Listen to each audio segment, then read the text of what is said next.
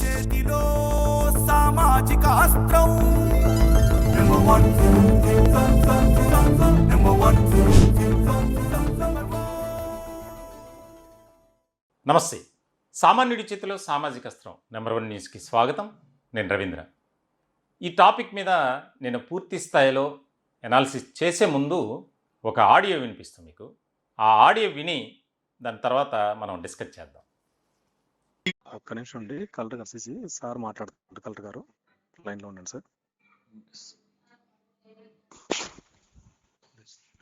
Hello hello sir, నీ నమస్తే sir. పేరేమిటి? సార్ నమస్తే సార్. నీ పేరేమిటి? నా పేరు సురేష్ సార్. ఎస్ సురేష్. అవును సార్. తహసీల్దార్ ఆఫీసులో కనిపిస్తే, అగ్రికల్చర్ ఆఫీసులో కనిపిస్తే కేసు పెడతాను నేను. అర్థమైందా? నెక్స్ట్ టైం నుంచి మీ అగ్రికల్చర్ ఆఫీసర్స్కి ఎవరైనా ఇబ్బంది పెడితే ఓకే సార్. ఈరోజు ప్రెస్ కాన్ఫరెన్స్ చేస్తాను నీ గురించి. అర్థమైందా? Okay sir. బాబు లేపేస్తాను నేను. ఇది చిత్తూరు జిల్లాకు సంబంధించి ఒక ఉన్నతాధికారి, ఆయన సుమిత్ కుమార్, జిల్లా కలెక్టర్ అలాగే మేజిస్ట్రేట్. ఆయన ఒక మీడియా ప్రతినిధితో మాట్లాడుతున్నటువంటి విధానం మనం విన్నాం. ఫస్ట్ సీసీ కాల్ చేసి కలెక్టర్ గారు మాట్లాడతారు అని ఇచ్చారు. ఇక ఆయన నీ పేరేంటి, నీ మీద ప్రెస్ కాన్ఫరెన్స్ పెడతా, రకరకాలుగా మాట్లాడినటువంటి సందర్భం ఇంకా ఉంది. పూర్తిగా అది కూడా విందాం. Okay sir. మీకు అర్థం అవ్వదు. ఆవిడ నా చెల్లి. ఇప్పుడు నుంచి అర్థం చేసుకో మీరు. అర్థమైందా? Okay sir. ఎట్లా లేపుతాను నేను? నేను ఏం చెప్తున్నా, నేను పిల్లల వరకు వెళ్తాను నేను. Okay sir. మొత్తం మీ హిస్టరీ కనుక్కొని ఓకే సార్. మీ అక్రెడిషన్ కూడా చేస్తాను. ఆ విశాలందరూ రిపోర్టర్ కూడా చెప్పు. Okay sir. పిఎం కిసాన్, ఆ పైప్, యూరియా అన్ని చూస్తాను నేను ఇప్పుడు. Okay sir. ఇప్పటి నుంచి నెక్స్ట్ టైం నుంచి మీరు ఫోన్ చేస్తే మీరు అర్థం చేసుకో, ఆవిడ చెల్లి. Okay sir. ఒక ఎంక్వైరీ రిపోర్ట్ కాన్స్టిట్యూట్ చేద్దాం ఈ పీడిఐసిడిఎస్ ద్వారా. లేపిస్తే బాబు మీకు అర్థం అవ్వదు. 100 మంది ప్రెస్ రిపోర్టర్తో మీ గురించి మాట్లాడతాను నేను. Okay sir. అర్థమైందా? Okay sir. ఒకసారి డిఓ ద్వారా చెక్ చేయి, పిల్లలు ఏం స్కూల్లో చదువుతారు. ఎస్ఐ ద్వారా కూడా, ఇంటెలిజెన్స్ ద్వారా చెక్ చేయి, పిల్లలు ఏం స్కూల్లో చదువుతారు. బాబు చూసుకో, ఇప్పుడు మీరు మొత్తం ట్రాక్ చేస్తాను నేను. ఇది ఒక జర్నలిస్టుతో కలెక్టర్ గారు మాట్లాడినటువంటి సంభాషణ. ఇది ఇప్పుడు సోషల్ మీడియాలో వైరల్ అవుతుంది. కలెక్టర్ గారు, మిమ్మల్ని మేము ఒకటే అడుగుతున్నాం. సరే, అతను తప్పు చేశాడు, ఆ తప్పు దానికి సంబంధించి మీరు ఫిర్యాదు ఇవ్వండి. ఇలా ఎందుకు అర్థమవుతుందా అని బిగ్గరమైనటువంటి స్వరంతో హెచ్చరించినట్లు మాట్లాడటం ఆడియో విన్నాం మనం. పిల్లల వివరాలు కూడా సేకరించడం, డిఈఓను కనుక్కుంటా, 100 మంది ప్రెస్ వాళ్ళని పిలిచి ప్రెస్ మీట్ పెడతా. అది మీకెందుకు సార్? సరే, అతను తప్పు చేస్తే దానికి సంబంధించి మీ దగ్గర ఉన్నటువంటి ఆధారాలు, సాక్ష్యాలతో కంప్లైంట్ ఇవ్వండి. సో అండ్ సో ఆఫీసర్ని బెదిరించాడు, డబ్బుల కోసం అతన్ని వేధిస్తున్నాడు అని చెప్పి ఇవ్వండి. అది మీ పని. అలా కాకుండా ఫోన్ చేసి నేరుగా వార్న్ చేయటంలో తప్పులేదు. ఒక బాధ్యత కలిగినటువంటి వ్యక్తిగా, ఒక పౌరుడిగా, జిల్లాలో ఉన్నత అధికారిగా మీరు అలా చేయొచ్చు. కానీ అలా చేయడానికి ఒక పద్ధతి ఉంది. ఆ పద్ధతిని మీరు మరిచిపోయి ఈ రకమైనటువంటి వ్యవహారంతో మీరు ఉండకూడదు అనేది. ఇప్పుడు దీనికి సంబంధించి మీరు అనవసరంగా ఇబ్బందికరమైనటువంటి పరిస్థితుల్లోకి వెళ్తున్నారు. జర్నలిస్ట్ సంఘాలన్నీ ఏకమైనవి. సరే, అతను తప్పు చేశాడు, అది వేరే విషయం. తప్పు చేశాడు కాబట్టి మీరు శిక్షించవచ్చు, అతని మీద మీరు కేసు పెట్టవచ్చు. ఆ సంబంధిత అధికారి వారు ఏం చేశారనేది మాకు తెలియదు. మీరు చెప్పే దాంట్లో భాగమే. ఇక నుంచి ఎవరికైనా కాల్ చేస్తే మర్యాదగా ఉండదు అన్నట్లు మీరు మాట్లాడారు కాబట్టి దానికి సంబంధించి మీరు చట్ట ప్రకారం వెళ్ళండి, వారిపై చర్యలు తీసుకోండి, తప్పు లేదు. దాన్ని ఎవరు కాదన్నారు. కానీ కాల్ చేసి పిల్లలు ఏ స్కూల్లో చదువుతున్నారో కనుక్కోండి, డిఓని ఎంక్వైరీ చేయండి, నీ మీద ఎంక్వైరీ పెట్టాను, ఎస్ఐ గారితో మాట్లాడుతున్నాను, 100 మంది మీడియా ప్రతినిధులను పిలుస్తాను, నేను ప్రెస్ కాన్ఫరెన్స్ పెడతా. ఇదేంటండి? ఇది ఎక్కడైనా ఉందా? ఏ జిల్లాలో అయినా ఒక కలెక్టర్ చేసే పనే ఇది?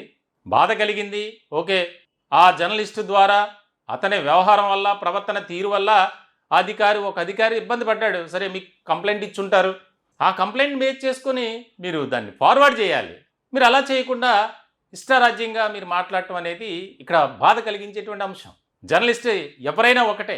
మీడియా ప్రతినిధుల్ని ఈరోజు ఏ రకంగా మాట్లాడుతున్నారు, వారి పట్ల ఏ రకమైనటువంటి ప్రవర్తన తీరు ఉందనేది కొన్ని చోట్ల ఇదిగో ఇటువంటి అధికారుల ద్వారా తెలుస్తుంది. వారు చేసిన పని తప్పైతే తప్పని ఖండించండి, ఇంకా బాగా ఇబ్బంది పెడితే కేసు పెట్టండి, పోలీసులు చూసుకుంటారు. సదరు వ్యక్తి ఆ ఇద్దరు కూడా వారు పడతారు, బాధ లేదు. ఆ బాధ మీకెందుకు? మీరు ఒకళ్ళతో పుచ్చుకొని అలా మాట్లాడటం ఎందుకు? మీకేమైనా హాని కలిగించే విధంగా చేస్తే ఆ జర్నలిస్టు అతనిపై మీరు లీగల్గా ప్రొసీడ్ అవ్వచ్చు, దాంట్లో తప్పులేదు. కానీ ఒక జర్నలిస్టుని బెదిరించడం అనేది ఇది బెదిరించడమే ధోరణి. ఆ వాయిస్ అలా ఉంది మీది. మరొకసారి మళ్ళీ ఆయన వాయిస్ వినడానికి ప్రయత్నం చేద్దాం. ఎంత ఆ జర్నలిస్ట్ రికార్డ్ చేసి దానికి సంబంధించి ఓకే సార్. లేపేస్తాను నేను, చూడండి ఎలా మీకు అర్థం అవ్వదు. ఆవిడ నా చెల్లి, ఇప్పుడు నుంచి అర్థం చేసుకో మీరు. అర్థం చేసుకోవాలట. Okay sir. ఎట్లా లేపుతాను నేను ఏం చెప్తున్నా, నేను పిల్లల వరకు వెళ్తాను నేను. ఎట్లా లేపుతానో ఏం మరి లేదు, అనుకుని చంపేస్తాడు ఆయన. మీ అక్రెడిషన్ కూడా చేస్తారు, ఆ విషయాలందరూ రిపోర్టర్ కూడా చెప్పు. అక్రిడేషన్ దించేస్తారంట. పిఎం కిసాన్, ఆ పైప్, యూరియా అన్ని చూస్తాను నేను ఇప్పుడు. Okay sir. ఇప్పటి నుంచి నెక్స్ట్ టైం నుంచి మీరు ఫోన్ చేస్తే మీరు అర్థం చేసుకో, ఆవిడ చెల్లి. Okay sir. ఒక ఎంక్వైరీ రిపోర్ట్ కాన్స్టిట్యూట్ చేస్తాం ఈ PDI-CDS ద్వారా. లేపేస్తే బాబు మీకు అర్థం అవ్వదు. 100 మంది ప్రెస్ రిపోర్టర్తో మీ గురించి మాట్లాడతాను నేను. Okay sir. అర్థమైనా? Okay sir. చూడండి ఎంత ఎలా బెదిరిస్తున్నాడు ఈయన. ఒకసారి DO ద్వారా చెక్ చేయి, పిల్లలు ఏం స్కూల్లో చదువుతారు. పిల్లలు ఏ స్కూల్లో చదివితే మీకెందుకు సార్? SI ద్వారా కూడా, ఇంటెలిజెన్స్ ద్వారా చెక్ చేయి, పిల్లలు ఏం స్కూల్లో చదువుతారు. పిల్లల జోలికి వెళ్ళటం ఏంటి? పిల్లలు ఏ స్కూల్లో చదువుతున్నారు కనుక్కొని రిపోర్ట్ తయారు చేయండి. అసలు కలెక్టర్ గారు మీరు చేసే పని ఇదేనా? ప్రజా సమస్యలు పట్టవా? మీ జిల్లాలో సమస్యలు ఏమి లేవా? ఇది జర్నలిస్టు కుటుంబంగా మేమంతా అడుగుతున్నాం మిమ్మల్ని. మీ మీద ఆల్రెడీ కంప్లైంట్ చేశారుగా, CSకి ఆల్రెడీ ముఖ్యమంత్రి కూడా ఫార్వర్డ్ చేశారు కంప్లైంట్. మీరు ఒక మంచి అధికారికి గుర్తింపు తెచ్చుకోవాలని మేమంతా కోరుకుంటున్నాం. కానీ మీరు మాత్రం ఇలా, ఆయనే కలెక్టర్ గారు సుమిత్ కుమార్ గారు చిత్తూరు జిల్లాకు సంబంధించి ఆ జిల్లాలో ఒక పత్రికలో పనిచేస్తున్నటువంటి ఒక రిపోర్టర్కి ఫోన్ చేసి అలా మాట్లాడారు. మీ స్థాయి అదేనా? ఎందుకు సార్ మేము అడుగుతున్నాం. ఈరోజు జర్నలిస్టులకి ఎక్కడైనా ఇది ఉందా? జర్నలిస్టులపై జరిగే దాడులను మీరేమన్నా అడ్డుకుంటున్నారా? ప్రభుత్వం కూడా ఫెయిల్ అయింది. గత ప్రభుత్వంలో అయితే ఎన్నో హత్యలు. ఒక ఆర్టికల్ రాస్తే ఉన్నది ఉన్నట్టు చెబితే మీకు కోపం, అక్కసు. ఇదెక్కడ న్యాయం అండి? ఈ అంశానికి సంబంధించి చాలా సీరియస్గా తీసుకున్నారు జర్నలిస్ట్ సంఘాలన్నీ. మేము ఎక్కడికైనా మేము వెళ్తాం, పోరాటం చేస్తాం, దీనికి సంబంధించి వెంటనే బహిరంగ క్షమాపణ చెప్పాలి అని ఏ రకమైనటువంటి వాయిస్తో మాట్లాడాడో అదే వాయిస్ రికార్డ్ చేసి మళ్ళీ మీరు బయటికి వదలాలి. జర్నలిస్ట్ సమాజానికి మీరు బహిరంగంగా క్షమాపణలు చెప్పాలి అనేది. దీనికి సంబంధించి జర్నలిస్టు నాయకులు కూడా తీవ్రంగా దీన్ని ప్రతిఘటిస్తున్నారు. దీనికి సంబంధించి జర్నలిస్టు సంఘాలు కూడా పెద్ద ఎత్తున ఉద్యమం, పోరాటం చేయడానికి కూడా సిద్ధమైంది. సరే, ఒక జర్నలిస్ట్గా అతను తప్పు చేస్తే అతన్ని పై చర్యలు తీసుకోండి, అది ఒక పద్ధతి ఉంటుంది. అలా కాకుండా బెదిరించే ధోరణితో మీ గుప్పిట్లో పెట్టుకోవాలని ప్రయత్నం చేయొద్దు. దీనికి సంబంధించి జర్నలిస్టు సంఘాలు కూడా ముక్త కంఠంతో దీన్ని తిప్పికొడుతున్నారు. కలెక్టర్ ప్రవర్తన తీరుపై మాట్లాడిన విధానంపై. దీనికి సంబంధించి మనం ఆంధ్రప్రదేశ్ మీడియా ఫెడరేషన్ వ్యవస్థాపకులు ఢిల్లీ బాబురెడ్డి గారు ఫోన్ ఇన్లో ఉన్నారు. సార్ నమస్తే. ఢిల్లీ బాబురెడ్డి గారు. సార్, ఈ చిత్తూరు జిల్లాకు సంబంధించి జరిగినటువంటి ఏదైతే ఉందో ఈ విషయం, అంటే ఒక జర్నలిస్టు తప్పు చేస్తే అతనిపై చర్యలు తీసుకోవచ్చు, అని దానిలో తప్పులేదు. కానీ ఆయన దాన్ని అతని చేతుల్లోకి తీసుకొని ఒక బెదిరింపు ధోరణికి దిగటం అనేది బాధాకరమైనటువంటి అంశం. మీరు జిల్లాలో కానీ రాష్ట్రంలో కానీ జర్నలిస్టులు పడుతున్నటువంటి సమస్యలపై పోరాటం చేస్తున్నారు. దీనిపై జర్నలిస్టు సంఘాలు కూడా మొత్తం ఏకమయ్యాయి. ఎట్లా చూడాలి సార్ ఆయన కలెక్టర్ గారు మాట్లాడిన విధానాన్ని? జిల్లా కలెక్టర్ అయినంత మాత్రాన అతనికి అధికారాలు ఉన్నాయని చెప్పేసి అధికారాన్ని దుర్వినియోగం చేయడం సభ్యత సంస్కారం కాదు. ఒక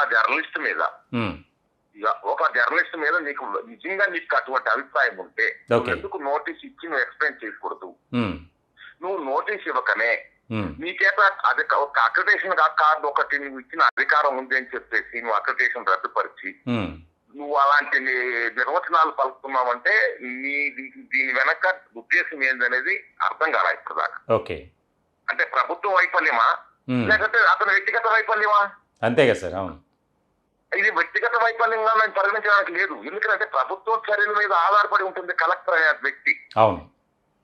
ఆ కలెక్టర్ అనే వ్యక్తి ప్రభుత్వం చర్యల మీద ఆధారపడుతుంది కాబట్టి ఇది అతను చేసిన వ్యక్తిగతమైన అది ప్రభుత్వానికి ఆపాదిస్తుంది తప్ప ఇది అతను వ్యక్తిగతంగా నేను తీసుకోను. ఓకే. ఒక ఎంప్లాయీకి ఒక తప్పు చేస్తే షోకాజ్ నోటీస్ ఇస్తారు. ఒక జర్నలిస్ట్ నిజంగా తప్పు చేసి ఉంటే నువ్వు ఎందుకు షోకాజ్ నోటీస్ ఇచ్చిండకూడదు? షోకాజ్ నోటీస్ ఇవ్వకనే నువ్వు అధికార దుర్వినియోగానికి పడిపడడంలో దాని ఆంతర్యం ఏంటి? ఒకవేళ నిజంగా వాళ్ళు అటువంటి పరిస్థితి ఉంటే why not implead by that police complaint? Why not implead police complaint? మీరు ఎందుకు పోలీస్ కంప్లైంట్ చేయలేదు? అంటే అధికారంగా నేను అక్రిడేషన్ ఇచ్చానని అక్రిడేషన్ రద్దు చేసినంత మాత్రం అతను జర్నలిస్ట్ కాకపోదు. అతను జర్నలిస్ట్ నేనేమంటానంటే ఇచ్చిన అక్రిడేషన్ ని అంత దారుణంగా రద్దు చేయడం, అంత దురాలోచన పొందడం అనేది సంబంధిత చిత్తూరు జిల్లా కలెక్టర్ కి అనివర్తనము. అతని ప్రవర్తన మంచిది కాదు. ఇది లేనిపోని ఆపాదనలు పెట్టించడం, వాళ్ళు అట్లా చేసినారు ఇట్లా చేసినారంటే అతను చేసిన తప్పులు కప్పిపుచ్చుకోవడం కోసం చేస్తున్న ప్రయత్నమే తప్ప వాళ్ళు వాస్తవంగా చేస్తుంటే నువ్వు సోకాల్ నోటీస్ ఇచ్చి నువ్వు అందరికి చెప్పాలా? అంతే కదా సార్. అవును. నువ్వు ప్రభుత్వానికి తెలిపాలా? అవును. నీకు పై అధికారులు ఉన్నారు. కలెక్టర్ ఇస్ సుప్రీం అనేది లేదు. కలెక్టర్ ఇస్ చిత్తూరు మాత్రమే, జిల్లాకు మాత్రమే.